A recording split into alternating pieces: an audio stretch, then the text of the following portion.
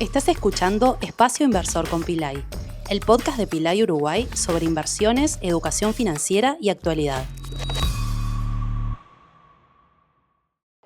Buenos días a todos. Bueno, es un placer estar hoy con Martín Fernández de Bafirma. Me gustaría un poco que cuentes quién sos vos y cómo fue tu camino emprendedor. Bueno, muchas gracias Javier por la invitación. Yo soy padre de Lorenzo y de Maite. Me considero una persona muy optimista. Me gustan los desafíos grandes. Y bueno, en esa búsqueda de desafíos grandes y resolver problemas, siempre fue buscando innovación y creo que mi camino emprendedor comenzó desde muy pequeño en la barraca de mi abuelo. Yo me pasaba las tardes ahí, entre la barraca de mi abuelo y la tienda de textiles de mi abuela que quedaba enfrente. Y de niño comencé vendiendo pulseras, salía en bicicleta y hacía pulseras con la lana de mi abuela. Y creo que desde ahí, de haber crecido entre comercios, empezó un poco el gen emprendedor. Años después hice carreras de tecnología, estudié programación en la RT y a los 20 y pocos de años, con uno de mis actuales socios en Bafirma, luego de haber trabajado juntos, abrimos una empresa para vender servicios de desarrollo. Ese quizás fue el primer emprendimiento formal, ya en lo que hago hoy en día, en lo profesional. Y desde ahí hasta Bafirma, bueno, pasaron como 4 o 5 emprendimientos distintos, varios vinculados a ciberseguridad, que es el foco de Bafirma hoy en día. También tuve algún emprendimiento de logística, de ciberseguridad, de servicios, y bueno, con altos y bajos, y desde allá hace 5 años en Bafirma. Y dos cosas ahí con Bafirma. Me gustaría un poco saber cómo surgió el nombre, ¿tá? Y por el otro lado, que cuentes un poco qué es Bafirma. Bien, te cuento primero qué es Bafirma. Bafirma es una plataforma tecnológica que apunta a ayudar a las empresas a resolver la firma digital y la identificación digital de personas en sus canales digitales. Básicamente es un software que puede ingresar un usuario desde el navegador, que lo usan típicamente empresas que necesitan resolver la firma de un contrato, de un acta, de una orden de compra, de un préstamo, por ejemplo.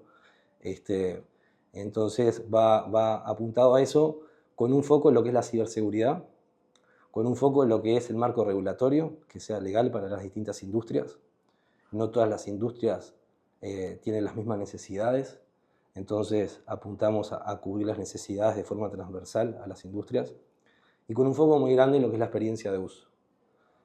Bafirma nace con ese gen, entendiendo que hay una complejidad muy grande en el equilibrio entre lo que es la seguridad y la experiencia de uso, que no hayan fricciones, y lo que es puntualmente la firma digital es muy grande o mayor aún.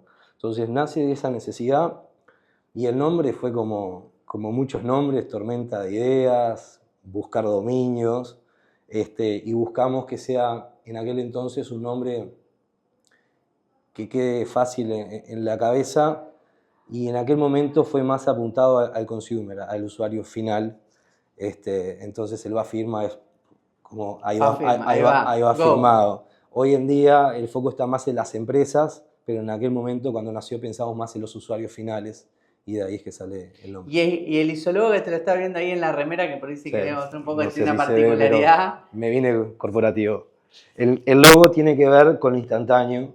El isotipo mezcla lo que es la punta de un cincel, de los de antes, Sí. con el puntero del mouse.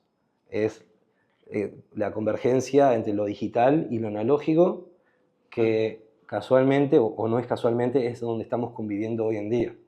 Hoy nuestro principal competidor, yo lo digo a clientes y en muchas charlas, es el papel.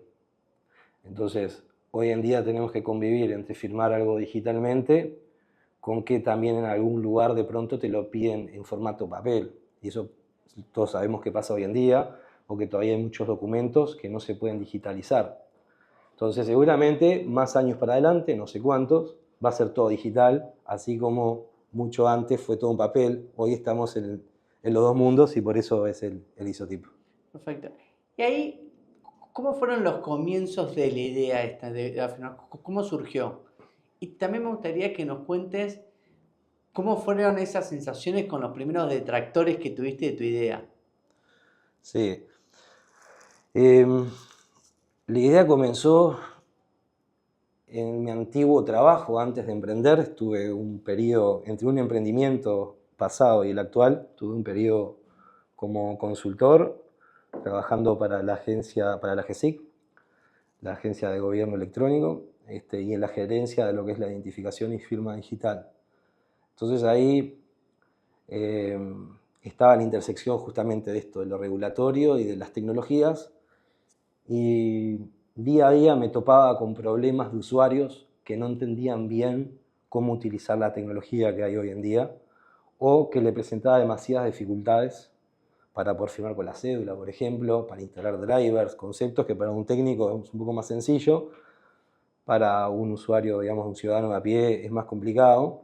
Y también me topaba todos los días con llamadas de empresas, consultando, che,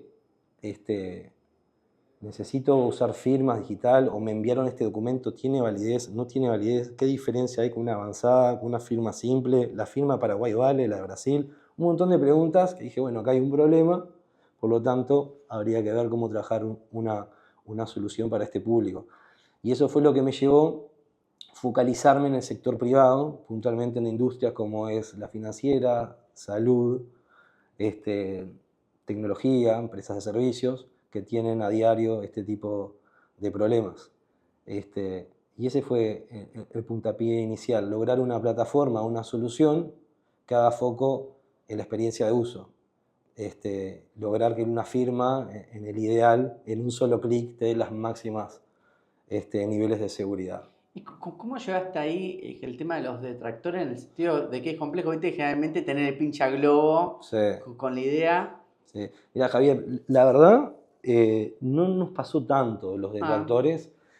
Fíjate que cuando comenzó la firma, yo la fundé en 2021, enero 2021 formalmente, en pandemia. Linda época. Sí, fue una decisión compleja, pero un contexto, imagínate, plena pandemia, hay una necesidad muy grande de esto, entonces plantear que alguien te diga, esto no va a funcionar, es una mala idea, no era tan común. De pronto, los detractores podían venir desde el lugar desde Uruguay, o desde cero vas a hacer una empresa donde ya está DocuSign, por ejemplo, que cotiza en bolsa y que es muy conocida. Fíjate, ¿te parece competir con esos monstruos? ¿Cómo vas a hacer?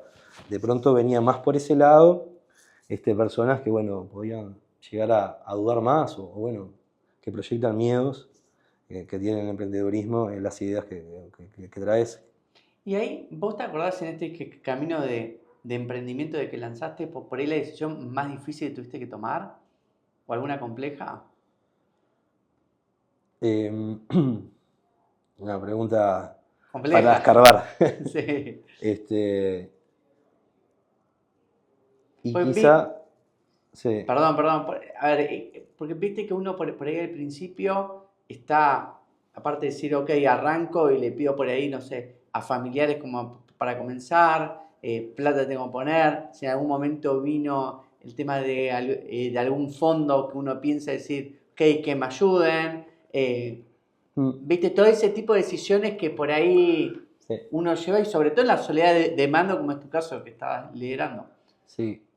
Todo eso que nombrás pasó, todo eso pasó. Quizá la más difícil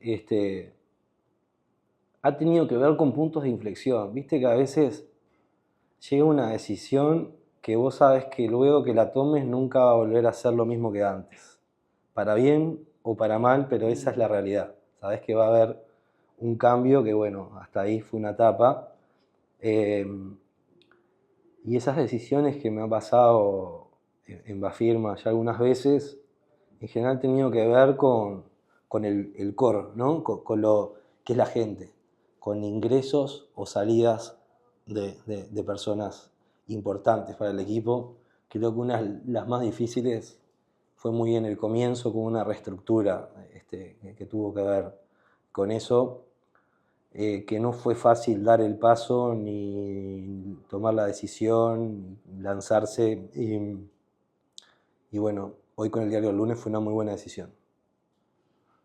Sí, a ver, comparto que muchas veces la parte soft es muy complicada. Sí, ¿Tá? Y en estas cosas, a ver, es gran parte de la empresa, porque uno por ahí tiene un gran producto, pero en definitiva nosotros le compramos a la persona, nos relacionamos con la persona y bueno, y ese relacionamiento es lo que termina haciendo muchas veces que termine la empresa subsistiendo el tiempo.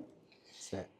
Ahí yo miraba, a ver, y un poco que me sorprendió porque yo lo miro desde el punto de vista de la empresa y muchas veces que para validar documentos del exterior pedimos que me venga legalizado, apostillado, un montón de cosas que complica un documento que me mandan de Argentina, no sé, de España, no sé, de Paraguay, etc. Y vi que ustedes han logrado con la plataforma esto que viene parte de la idea de poder validar documentos de diferentes lados. ¿Cómo es un poco ese tema? Sí. Bien, el foco en Bafirma desde el comienzo fue hacer algo que apunte a los latinoamericanos, a Latinoamérica y Caribe,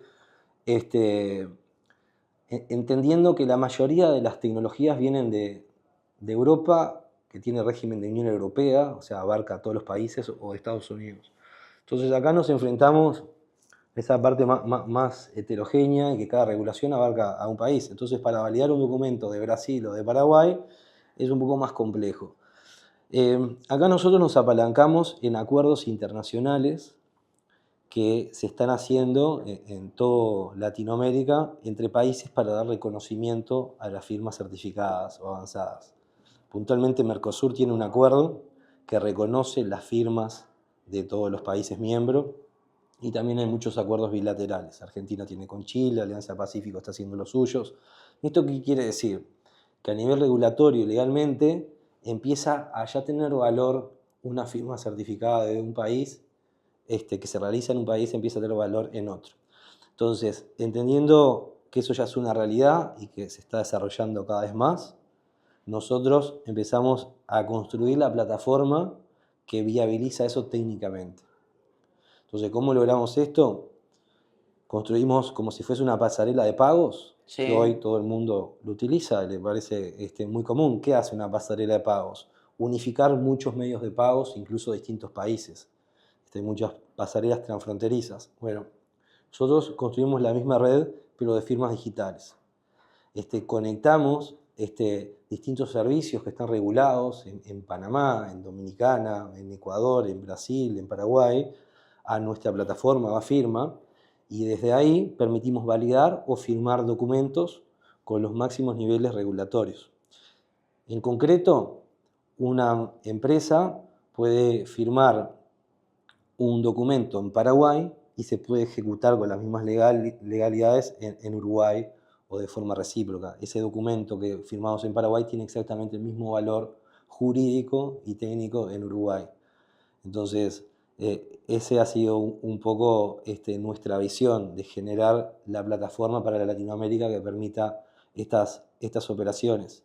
Y lo hemos logrado con alianzas, integrando prestadores, integrando tecnologías de terceros, muy similar a lo que es la industria de los pagos con las pasarelas de pagos y los gateways de pago. Y ahí es que Martín, porque vos dijiste, bueno, es que la idea comenzó en el 2021, ¿y cómo fuiste eligiendo el próximo país de integrarte de alguna manera? ¿Cómo fue el proceso de elección y qué dificultades te encontraste? Y bueno, un poco ahí está lo teórico, después la realidad. Yo te cuento mi historia. En lo teórico comenzamos con países que tienen acuerdos con Uruguay, justamente por construir esta plataforma tecnológica. Entonces comenzamos por pensar en Mercosur, porque ya había un acuerdo de reconocimiento de firmas avanzadas. Perfecto. Eso fue en la teoría, la hipótesis inicial. Dentro de los países, en aquel momento Argentina, por la coyuntura, no nos hacía sentido entrar en ese momento. Brasil, muy grande, Paraguay un mercado más chiquito, pero para algo que está empezando podía hacer sentido. Entonces fue uno de los países que miramos, y primero desde el punto de vista de plataforma, integrar prestadores. Cuando Paraguay nos fue bien, integramos prestadores, dijimos, bueno, ¿por qué no seguimos en realidad armando la cobertura de la plataforma en Mercosur? Y pudimos integrar incluso de Brasil, de Argentina, y de esa manera seguimos tocando puertas de de empresas que nos podían potenciar la plataforma, la cobertura a los distintos países. Eso fue el primer paso. El segundo es dónde vender y buscar clientes. Fue bueno, la misma lógica, empezar por los países más pequeños. Ya habíamos tenido muchas charlas con empresas muy grandes, de firmas, que están entrando a mercados grandes. Y nos hacía sentido entrar en los pequeños para lograr cobertura y potencialmente hacer algún acuerdo con ellos. Y bueno, fue por ahí el diseño de expansión que hicimos. Paraguay es uno de los mercados, nos ha costado bastante, la verdad, pero después ya han empezado a dar oportunidades en Caribe, sobre todo, donde hoy en día es uno de los mercados más importantes para nosotros.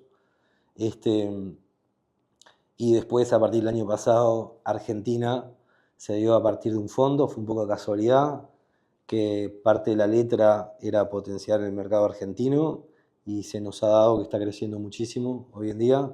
Estamos haciendo una apuesta grande ahí. Y en Brasil tenemos una gran parte también apalancada con partnerships que tenemos locales. Perfecto. Y culturalmente, ¿qué encontraste por ahí diferencia entre el paraguayo y el uruguayo, o el argentino o el brasilero? Porque viste que hay yo siempre digo que hay una creencia, acá me pasa que soy argentino, vivo acá ya hace como 18 años, pero yo siempre digo, somos parecidos y somos recontradiferentes al mismo tiempo. Entonces, y en negocios pasa lo mismo, sí, por realidades, porque a ver, Argentina, un país donde ha vivido históricamente con inflación, te lleva a que vuela, o sea, no tenés tiempo como para pensar y te lleva a tomar decisiones más apresuradas que acá te puede dar cierto tiempo. Un poco, ¿cómo fue tu experiencia culturalmente hablando? Sí, mira, con Argentina la mitad de mis socios son argentinos y la mitad somos uruguayos.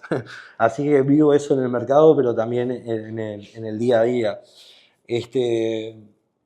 A ver, cada mercado tiene sus desafíos y nosotros estamos en etapa de aprender día a día de eso. Lo cultural, sin duda, ha sido y es un tema no menor en los ciclos de ventas, en cómo se da la confianza, lo que es un no en un lugar con respecto a otro. Entonces, ahí para el seteo de expectativas y la inversión ha sido un punto importante. Después nosotros tenemos muchas complejidades en lo técnico. Vos fijate que la firma equivalente a la certificada por un escribano en Uruguay se llama firma electrónica avanzada. En Argentina se llama firma digital y la electrónica es la firma común. Electrónica y digital, fíjate, es prácticamente lo mismo, pero te cambia. En otros países cualificada. Entonces, en Latinoamérica, cada país ya necesitamos hacer un proceso de tropicalización de la plataforma para ciertos nombres que se utilizan, ciertos flujos que son distintos, donde validamos identidades. Bueno, hay un montón de cuestiones que las tenemos que adaptar. Eso por un lado. Después, acá en Uruguay, la verdad, tengo emociones encontradas. Es un país que tenemos una base de clientes grandes, pero que es todo lento realmente en lo comercial. Con Argentina, tal cual, como vos decís, nos topamos con que el proceso es mucho más rápido. La toma de decisión es con menos vueltas. Es mucho más concreta. En Paraguay puede ser eterna. Son una vuelta tras otra y tras otra. Entonces, hoy en día nosotros estamos en ese aprendizaje. Muchos advisors nos dicen hacer foco en un país, lo estamos haciendo en los mercados que nos está traccionando más y de forma más eficiente, pero todavía, te digo la verdad, nos cuesta decirle que no a oportunidades que vienen un poco de otros mercados y cuando llegan intentamos aprender de eso. ¿Cómo valida Martín el lanzamiento de nuevas usabilidades en el mismo sitio? Que por ahí, a ver, hasta cambio de un botón de lugar o etcétera. ¿Cómo se han manejado en la historia de ustedes? ¿Cómo te manejaste vos? A ver, todo lo que entra en nuestro roadmap tiene mucho que ver con la necesidad que expresa el cliente. Escuchamos mucho qué funciona, qué no, por el feedback directo que nos da. A la hora de construir, prototipamos. tenemos diseñadores que hay un proceso de usabilidad que se focalizan en eso, pero después es prueba y error. Tomamos feedback continuo de los usuarios y de los clientes. Por ejemplo, tenemos encuestas NPS, terminás de firmar, te dice qué te pareció del 1 al 10 el servicio. Son cuestiones básicas, pero que no todos lo hacen y es increíble la cantidad de gente que te contesta eso y el feedback que te da. Entonces, al momento de solicitar la firma, hacemos lo mismo. Los canales de soporte, consultamos cómo le fue, vemos si quedaron abiertos o cerrados los tickets y de esa forma vamos ajustando. Errores hemos hecho 1.000.000 y un detalle que a veces cambiás y que no pensaste tanto en la usabilidad o el programador pensó que estaba cubierto y después lo vemos cuando empiezan a caer las quejas y los problemas. las quejas y ahí actuamos rápido, ajustamos rápido. Está bien. Ahí vos notás que hay un tema también generacional que les pega, porque viste que uno piensa a priori que está mucho más adepto a este tipo de tecnología, no sé, menos 40, ¿tá? Y más 40 quiero papel. ¿Se han encontrado eso en alguno de los mercados puntualmente o no? Y la realidad es que sí, no sé si es menos 40 o más 40, pero que todavía hay personas más resistentes a lo digital. Sí, de hecho, como te decía hoy, competimos contra el papel. Es increíble la cantidad de empresas que te encontrás con procesos de onboarding de empleados y que están firmando en papel la entrega del uniforme, el código de conducta, el contrato. Que bueno, capaz que cuando es 1, 2, 3, pero empezás a generar volumen, archivar eso, y bueno, se genera eso. Acá dentro de todo, menos.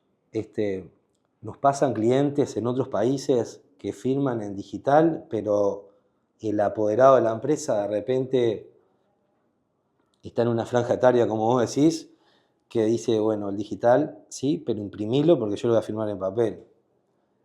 Eso todavía nos encontramos. Cuando es 100% en papel, no llaman tanto la atención a nosotros, es un lindo desafío.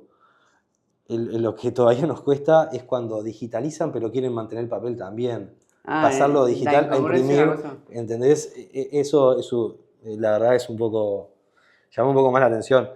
Pero a ver, se resuelve fácil cuando trabajan en papel. Cualquier empresario, nosotros le vendemos a empresas. Cualquier empresario quiere ganar más y gastar menos. Entonces, cuando trabajás con casos de usos concretos y con métricas, nosotros generamos el cambio por ahí. Es más fácil de convencer. Vos sabés que esto que planteabas, Hanson, es que nos pasa que la persona que por ejemplo, a través de la plataforma de Metro hicimos todo online y vos subís una foto de la transferencia, hay gente que nos dice, no, quiero caerte a la empresa con la letra sacada del banco, verte la cara y entregártela en persona. Yo digo, pero, a ver, me estás girando una cuenta que está supervisada y controlada por un auditor, se informa también al Banco Central, o sea, tenés un montón de garantías que no necesitas venir con la letra. Y tenés gente que dice, no, está, son $20.000, $50.000, quiero esto para quedarme tranquilo en el punto. Ahí, Martín, ¿vos recordás algún error que cometiste en estos años y cómo lo terminaste capitalizando? A ver, todos los días, seguramente. Yo, mirá, creo que los principales errores han tenido que ver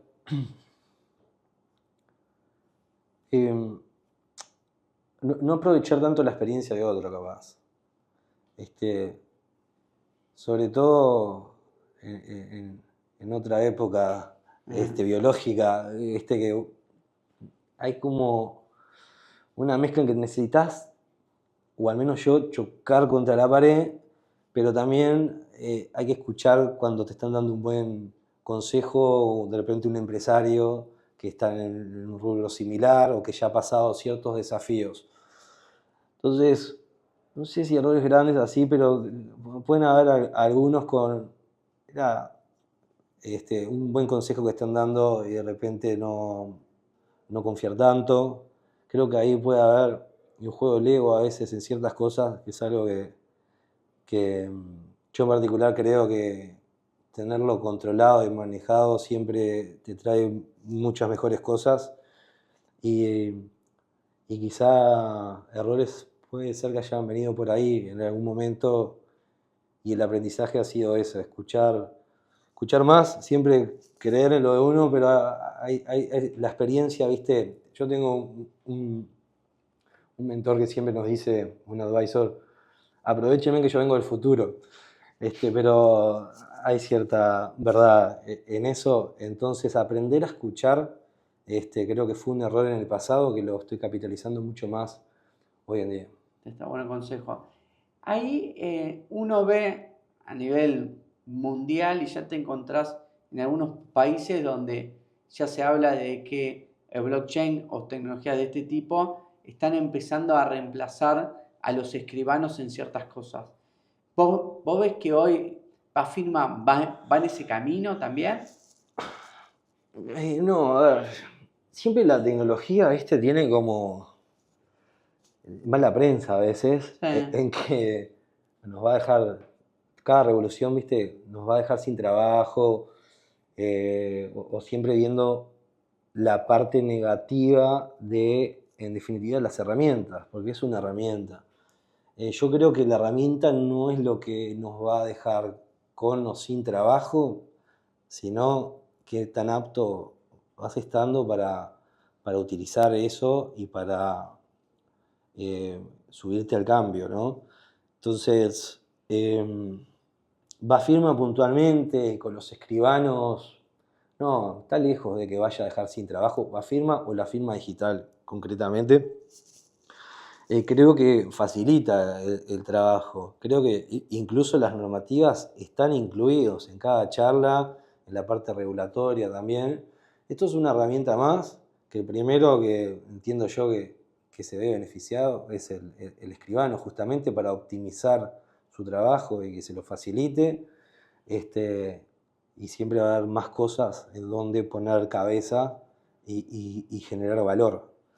Sí, yo, a ver, la reflexión un poco que hago esto, que genera una preocupación también con la inteligencia artificial y todo esto de muchos empleos, yo creo que va a estar centrado más en la capacidad de la persona de poder hacer cosas, ¿tá? Si yo soy un escribano, un abogado, un administrador de empresas y vos me agregás valor en lo que me estás dando, es algo que la inteligencia artificial no lo va a poder hacer, porque pasa en la creatividad de la persona o la creatividad del escribano de cómo redactar tal cosa o tener tal otra, que no muchas veces es tan copiable, porque depende de la necesidad del cliente que tengamos del otro lado.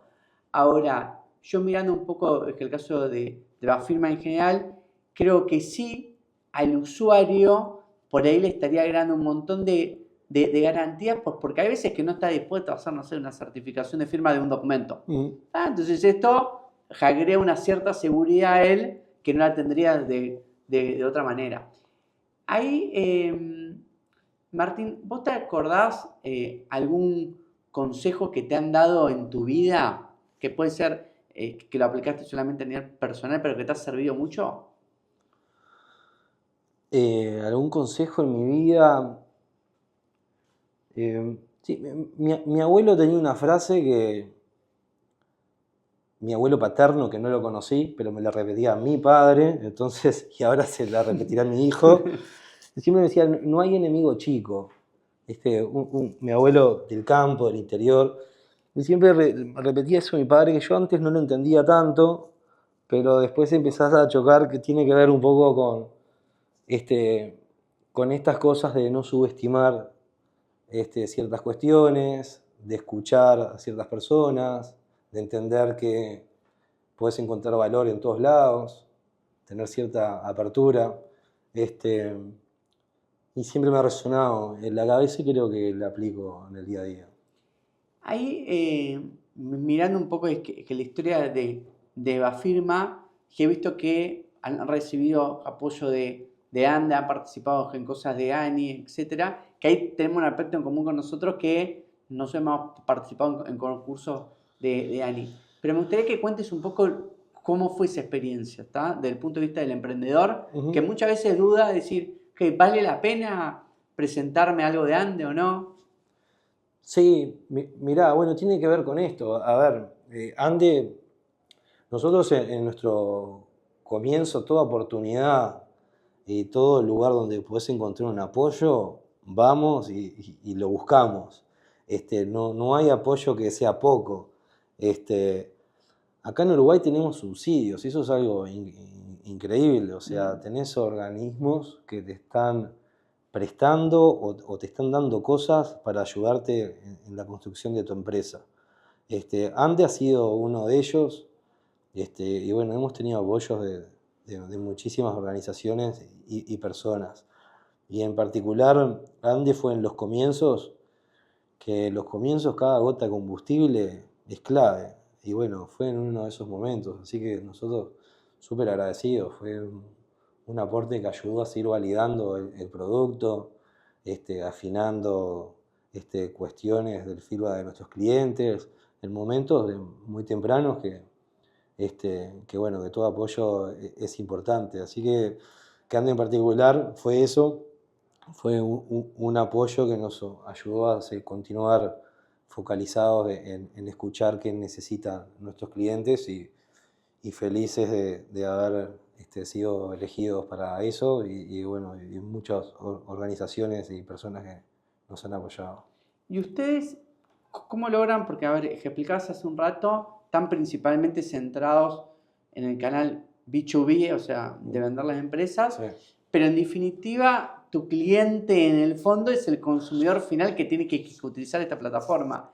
¿Cómo logran ustedes de que existe esa usabilidad? ¿Está? Porque vos le vendés a la empresa, vos me vendés a mí, y vos estás ansioso de que mis clientes terminen usándola y se muevan. ¿Ustedes ahí participan de alguna manera? ¿Cómo logran que se termine usando? Sí, a ver, participamos.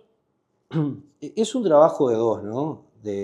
En definitiva, que firmas usuarios de la plataforma que son clientes de nuestros clientes. Entonces, tiene que haber una decisión de la empresa que nos contratan en digitalizar sus canales. Y eso significa un presupuesto que no es de comprar nuestra plataforma, sino de modelar un nuevo proceso en la organización, cambiar procedimientos.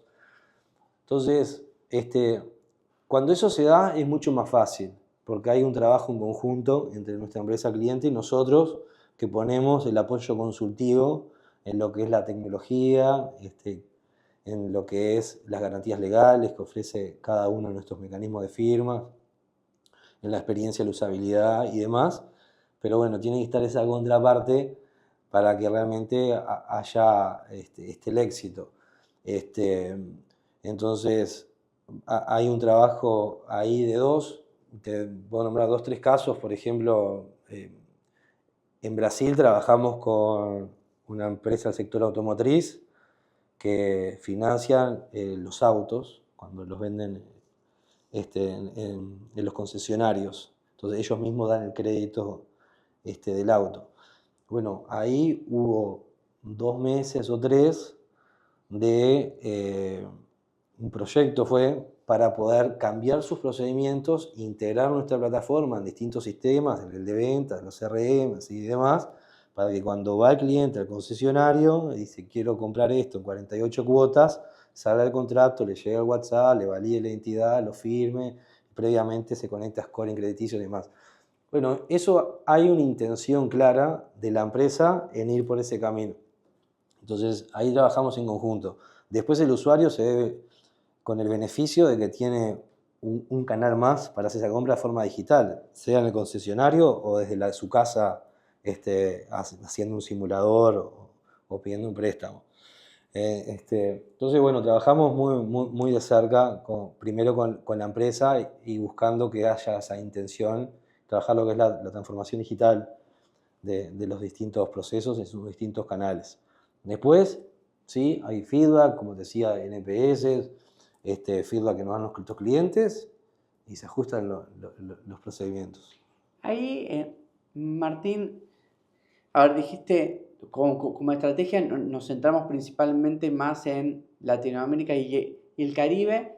A nivel de Europa, ¿qué empresas ustedes han tomado como referente o qué miran como para decir, ok, estoy investigando de tal forma, tengo en cuenta tal cosa? O sea, ¿cómo hacen el proceso ese de benchmarking de resto que sucede? A ver, un poco para que la audiencia tenga qué parámetro en nuestro lado. Yo, por ejemplo, todo tipo de inversión minorista que veo por ahí que existe, realmente invierto y veo un poco a ver qué pasa. No sé, hay una plataforma que se llama Equito que puede invertir en inmuebles, 50 euros, fui, invertí, miré, bueno, qué me llega, qué está, no sé, después invertí en una Hauser en España y así fui invirtiendo en varias, como para ir teniendo un aprendizaje del otro lado y ver después de mi lado qué quiero tener yo en mi sitio realmente, ¿está? Pero este punto de que decías vos, que siempre hay algo para aprender, ¿tá? Sí. Yo creo que uno cuando mira generalmente ve cosas que dice, esto está bueno, esto yo lo resolví mejor, este punto, este concepto está bueno, no me gusta cómo está resuelto, yo lo haría de tal manera. ¿Ustedes cómo manejan esa parte?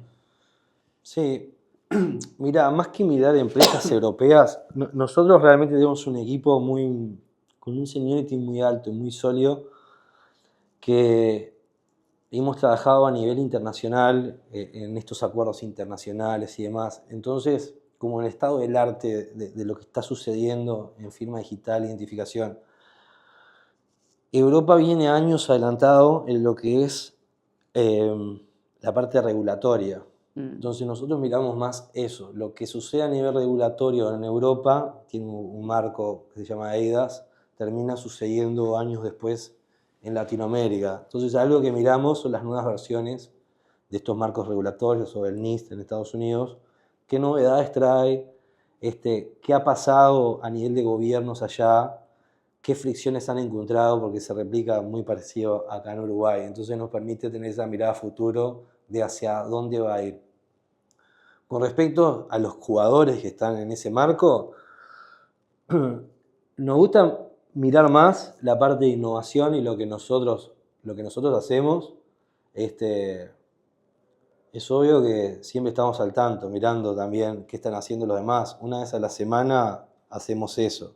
Revisamos los competidores, vemos si hay alguno nuevo que venga con algo disruptivo, pero no estamos en lo corto de buscar. Sí, de copiar, sino estar atento. Pero sí lo hacemos de forma sistemática, de mirar quién entra, quién no, lo ponemos, los vamos sondeando.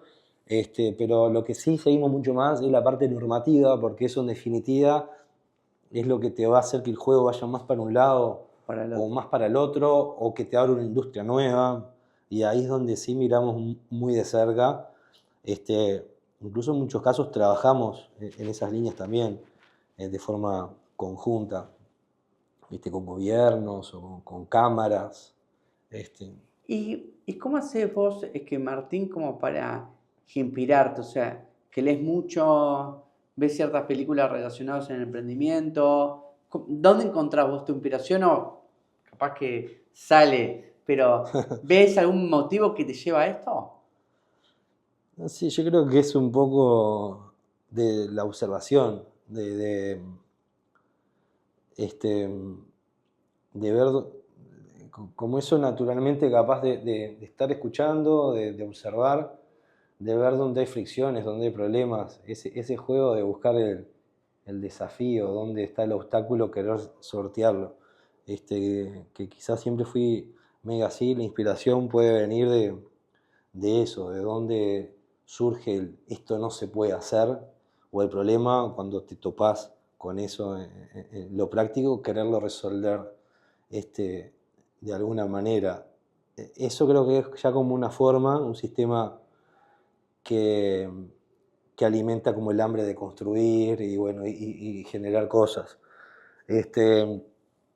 Y después la curiosidad, todo esto de ver qué hace Europa, las normativas, y bueno, en particular mi industria, es mucho como lúdico, es por curiosidad, es por por ver qué nuevo hay, hacia dónde van las cosas.